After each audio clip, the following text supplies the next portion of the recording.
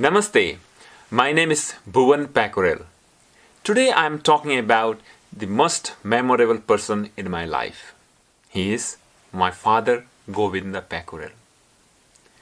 I can talk about him for hours and hours, but today I am talking about 3 different experiences that I have in my life with him. Number 1, my childhood. Whenever I think about my father, I think about my motherland, or the country where I was born, Bhutan. When we were young, in a village, every morning my father used to tell us that get up early. Getting up early makes a person healthy, wealthy, and wise. That was his advice.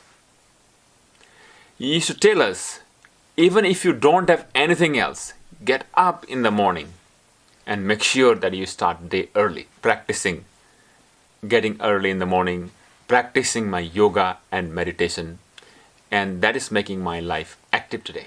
And next thing that he used to tell us was, be truthful to what you do. That he reflected in his life in the refugee camp. In mid-60s, he was forced out of his country, leaving all his property, animals, even the bank balance to the refugee camp. He was a millionaire today. The next day, he was forced out of the country and became a refugee. When he was in a refugee camp, in the early days in the refugee camp, there was nothing as such in terms of material things, that absolutely nothing. Even then, he kept his routine of getting up early, maintaining his life what he could, and be determined and consistent in what he do and what he talks. He used to tell us, be always obedient and always truthful to what you do. And coming to the United States, there are so many things up and down in his life. There are many challenges in the beginning part of his life in the United States.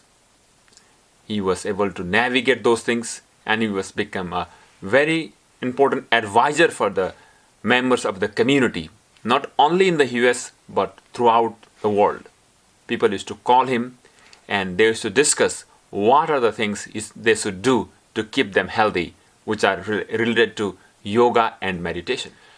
And towards the end of his life, he got an opportunity to resettle in the United States.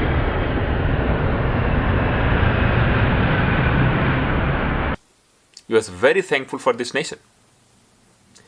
In 2015, he became the citizen of the United States. That was one of his proudest moments. He used to call that the country where he was born, Bhutan, they took his citizenship away. The Nepal, a country Nepal where his ancestor was there, they did not give him citizenship there. Finally, this country, the United States, gave him a citizenship. He was so proud of this nation. And one thing that, among many, one thing that struck me is, after the election, or after winning my election, I went to meet him. And he gave me one very special advice. He told me that, now, congratulations that you won, and now you're a city council member. So one thing you should keep in mind is, think of the people, those who voted for you. Many times when people are in power, they forget about the people and think about themselves. But you, as a city council member, always think of the people before you do any actions. That was his advice. So, in everything what he does, or what he speaks, action speaks louder than word. That means he always used to ask us to do rather than talk.